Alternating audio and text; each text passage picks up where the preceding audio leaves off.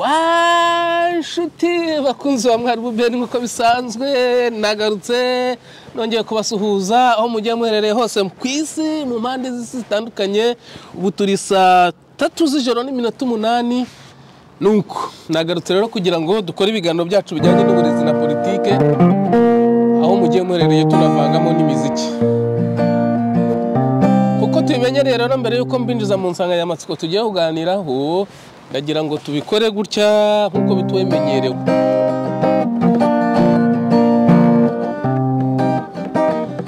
Maji twazigenze dikotaniro ry'umukono mitara yeze zirarira tuti ntwari ziravumera rwegowe urugamba ngo rurahinda abashabizi bashize ubwoba bagira ibingira barajyana ubwo natwe turahurira Kanombejwe umva urugamba ngo rurahinda. Maji twazigenze mitara yeze ziranihira imutwari ziravumera kwego urugamba ngo rurahinda. Aha nshuti rero bavandi baba Mwarimu Ben ndabashimira nagarutse ariko murabizi ko ndi gukora inkuru y'ibice niyemeje ko izarangira ku cyumweru mu gitondo, ariko uyu munsi ndagira ngo dukomeze ku kijyanye n'ibyo nabonye muri jenoside yakorewe abatutsi.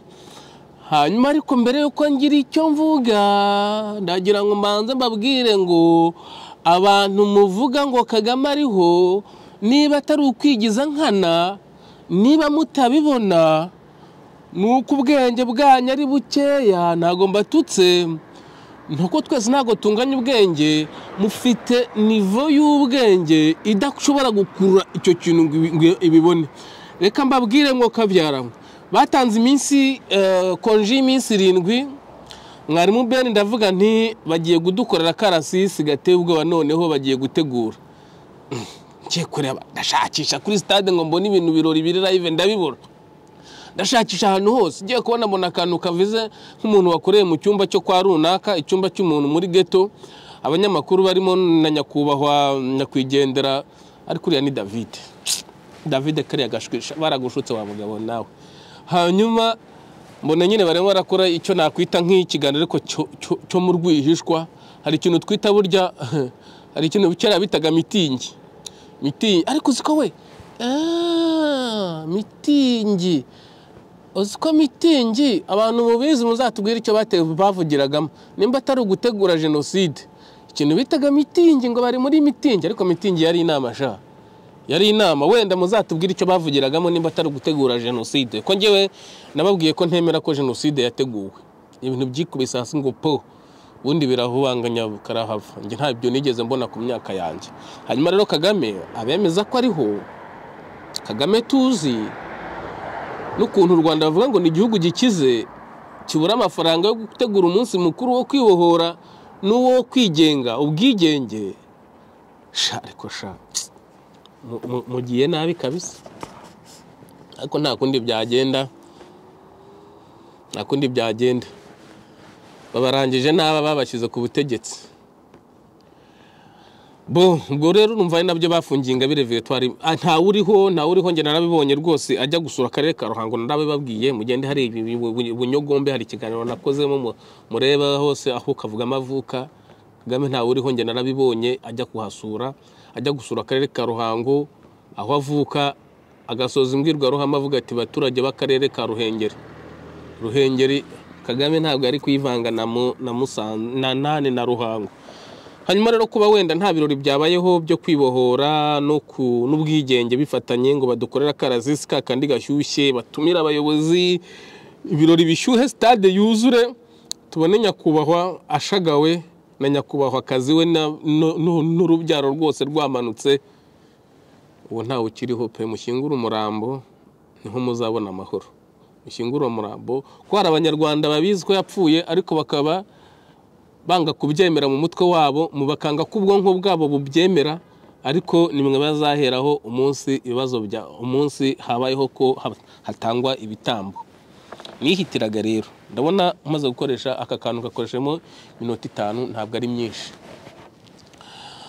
Ubwo ndi gusoza sinibuka icyo nasorejeho, ariko icyo nateguye kuvuga uyu munsi ndababwira uko nize noneho muri primaire. Amashuri ya primaire uko nagiye niga, ubwo ni primaire uko nagiye niga, kugira ngo mwumve ko nyuma ya jenoside n'intambara n'ubwicanyi bwakorewe abahutu buteshwe jenoside, ariho ahubwo habayeho ibibazo hagati y'abahutu n'abatutsi. Ubwo birarangiye, nababwiye uko byagenze, birarangiye batangaje ngo amahoro yabonetse, bakajya bahamagaza inama, inkotanyi zigahamagaza ngo abahutu bajye mu nama. Izo nama nge ntazo nagiyemo, ariko abazigiyemo barokotse baravugaga ngo uwazaga wese bafataga igikundi cy'abantu baje mu nama bose bakabica. Tugiye kumva twumva ngo amahoro yabonetse, ngo bashyize intwaro hasi. Nuko tutangira kuza bucece, tujya mu byacu, ngo mashuri turatangira. Ngiye byabaye ngombwa ko aho nigaga, urumva inshuti zanjye abo twikiranaga, abo twakiniraga umupira sinababonye. Noneho naho nge nigaga batangiye kunyibasira, bakaza kuntega. Hari habaga insoresore zakoze jenoside, ariko zikajya kwihisha mu nkotanyi kugira ngo zibe za kadogo, usibye ko inkotanyi zazanze izo nsoresore nyuma. Izo nsoresore zazaga kuntega ngo zinkubite, mbese urumva abantu bari baranahabutse imiti, twatugihabutse n'imitima, nge zikaza kuntega. Bangombwa ko mpindura ikigo cya primaire. Aho ngeze naho ubwo nahise njya mu wa kabiri, narahabwiye niho nahuriye n'umuntu bitaga Ugutsinda Gloria, akama agapapuro ko kwandikira umuntu. Ngewe nta bikoresho nari mfite, mu gihe abana b'abatutsi bari bafite ibikoresho byinshi cyane, byinshi, amakayi meza cyane ya Nkunda Amahoro, amarate afite utege, sinzi ibyo nabivuga, ibintu byose babifite. Hanyuma ndigangira mu wa gatandatu, ngewe baza kumbwira ngo nta bwenge mfite bwo gukora ikizamini cya leta. Umwarimu wabimbwiye ndamureba rwose, no barakigisha. Arangije arampagarika, arambwira ngo ngewe nta bwenge, ngo ntabwo mfite mu mutwe habasha gukora ikizamini cya leta. Ariko abandi bana b'abatutsi nyine banzaga n'inyuma, bo barabaretse barakora. Ubwo urumva barabacika cumu. Ngombwa ko njya kuragira inka ndaziragira umwaka wose, maze kuziragira umwaka wose nkenera kujya kwiga, numva ndabikumbuye. Ariko nubundi naragiraga ku ishuri. Abana nubundi abo twari tuziranye muri pause imwe yo ku ishuri, nubundi tugakina ko ku ishuri aho hari ishyamba, nubundi nkajya kuragira, twari dufite inkebyiri, nkajya kwiragirirayo. Abo nari nziranye nubundi connection nari nziranye n'abanyeshuri yagumyeho. Hanyuma rero baranze kuko nkora ikizamini cya leta, nicara umwaka kandagira. Undi mwaka ushize njya gusaba ishuri ku kindi kigo. Mpageze barambwira ngo kugira ngo bampe ishuri nuko nsubira mu wa 4. Njyayo mva mu wa 4 mbu wa mbere, urumva n'igihe rurimo mukuru. Dutangirana na systeme y'Igifaransa, ndazamuka mbu wa mbere, mu wa 4, mu wa 5, mu wa 6 mpura n'abasibire, ntangira kuba uwa mbere, wone nka wa 3, wone gutyo ngo bikagenda byivangavanga. Ikizamini cya leta kigeze, abantu banyibye amakayi yose, abantu ntamenye ikintu cyose cyitwa igiko. Urumva twabaga dufite amakayi mu kantu kameze nk'uru bakita uruhago. Baraje byose baraterura, nkora ikizamini nta kayi mfite, byose ibizamini bya leta. Byabaye ngombwa ko ntsindwa. Abanyeshuri banzaga inyuma yanjye babiri, nyo nabaga uwa mbere, undi akaba uwa kabiri, undi akaba uwa gatatu. Twaba twasimburanye, nkaza ndi uwa gatatu cyangwa ndi uwa mbere, bo baratsinze, nge ndasigarira. Ngombwa ko njya kwiga muri 9 nako muri esi, byari bitaritwa 9. Reka ndirimba akaririmbo, ndabona maze gukoresha iminota 10, ndagaruka mu kanya.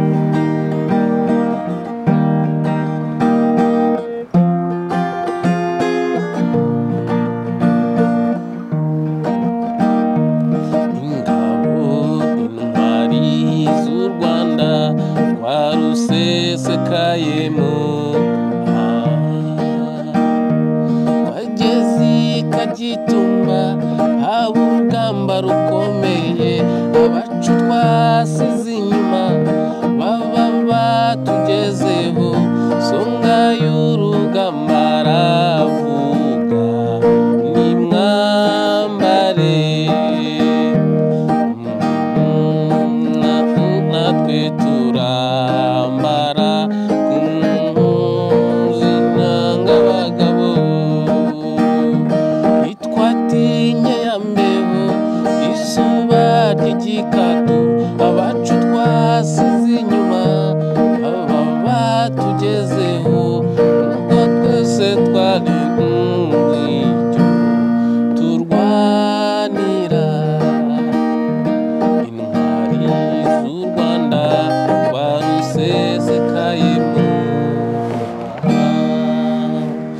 hanyuma rero ubwo ngubwo ngeze bamaze ko nyuma njya kwiga muri ESI, ni naho ubwo nahise maze kujya kwiga muri ESI, nibwo nahise ntangira kumenya ko ndi umututsi.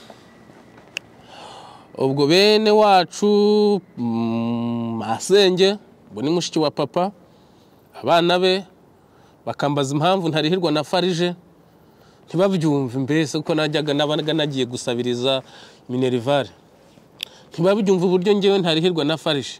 Ndabyibuka banyandikiye ibaruwa nyijyana ku muntu bitaga Nkuranga Peter, muramuzi abantu mwese mwariwe na farije mu ntara y'Amajyepfo.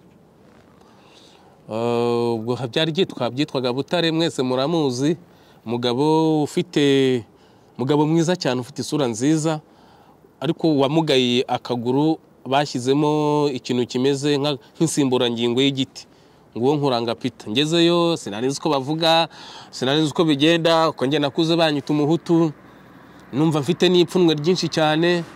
Mugeze imbere ntabwo nari kubona ibyo mvuga, namuhaye ibaruwa babyara banje bashiki ba papa bampaye, arayisoma, arangije kuyisoma yandika agapapuro k'umuhondo gatoya, muratuza udupapuro tuba turi mu biro, ashyiraho urwuma.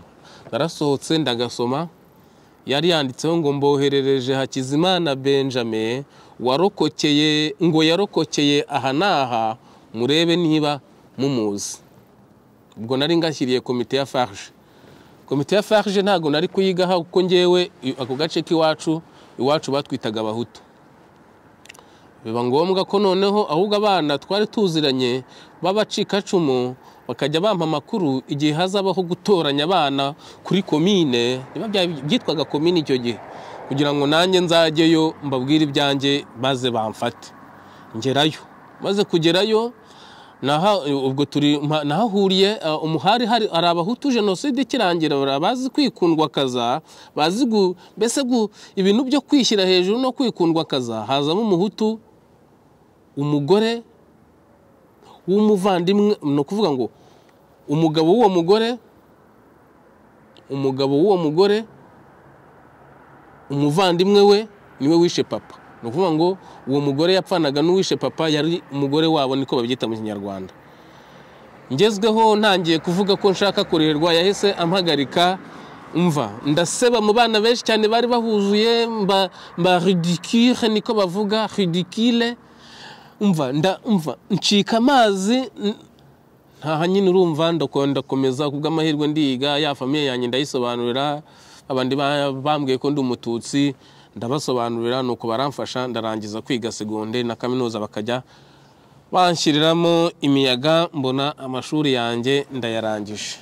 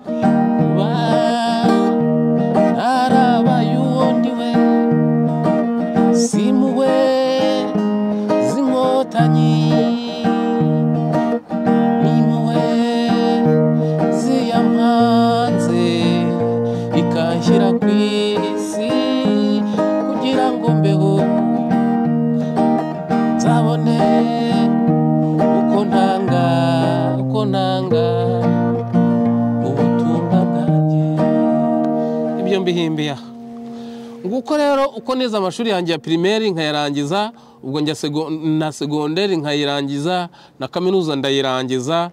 Aho ngereye noneho inaha mu buhungiro, aho ntangiye gukora bino biganiro, noneho nabo ntarinzi bo muri famille bazi papa neza, baratangiye baramumbwira, ndababaza ese koko papa ngende umututsi cyangwa umuhutu? Barambwira bati wowe uri umututsi. Bansobanura ukuntu byagenze byose, uburyo papa bamuzi, uburyo yabaga iwabo amezi 6 akagerwa ngo akajya ahora baririmbira n'abacurangira n'ibyo.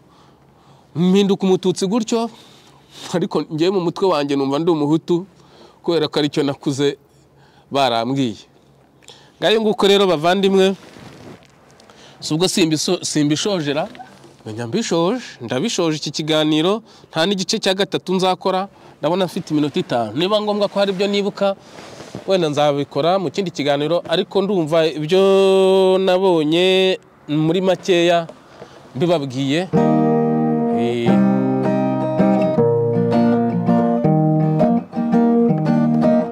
Sinshaka kuyobora igihugu kuko sinagishobora, njyewe intwaro yanjye n'ururimi rwanjye, nzajya mbabwira byose wenda muzabinyicire.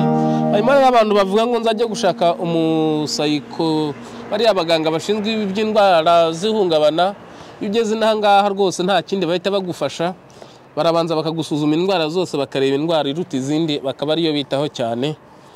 Ntabwo nivuze ariko basanze mfite ibibazo, ubwo wenda n'abantu mutari mubizi mubimenye, basanze mfite ibibazo by'ibyo bintu byose nabonye ngayo nguko.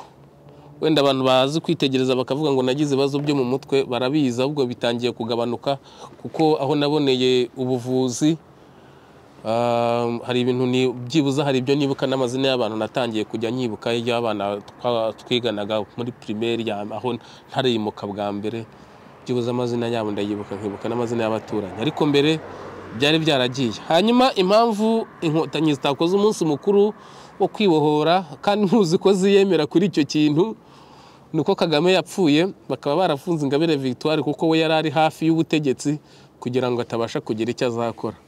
Bavandimwe rero murakoze, ariko ndacyafite umwanya da, nabona mfite iminota 2 n'igice. Mwebwe icyo muzamfasha mujye mukora like zizamuke, mukore na comment, wenda ibya share simbizi, ababishoboye mujye mubikora, ubundi mwandike commentaire munyere ibitekerezo, njye mbaganiriza mbabwira ibyo nabonye. Ibyo nibyo bizafasha abana batoya batajya mu bintu bya ARG, kandi ARG ari association y'abacikacumu, kandi nta mucikacumu wakaba ukiri muri segonderi, ariko ngo ARG iracyahari. Ubwo urumva iryo naryo ni sinzi uburyo ndi bubyite, ni urashaka kakuza, iyo ni ingengabitekerezo, iyo ni ingengabitekerezo ya jenoside, nuko wenda mwebwe nta wayibashinja kuko ngo mwayikorewe, ariko natwe twarayikorewe. Inkotanyi zaratwiciye, zaratwishe rwose, zaratwishe pe.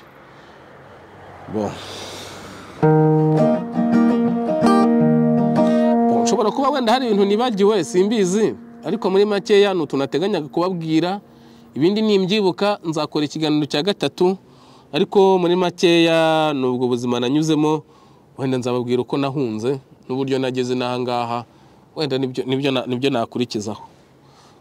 Ngiwe ngaho nguko rero, ariko hano rwose iyo uhageze barabanza bakakuvura icyitwa indwara cyose, bakagupima umubiri wose, n'abashinzwe ibibazo byo mu mutwe bakakuganiriza, bakamenya ko ufite ikibazo. Ngenda ndagifite rwose kandi kitazakira, niko bambwiye.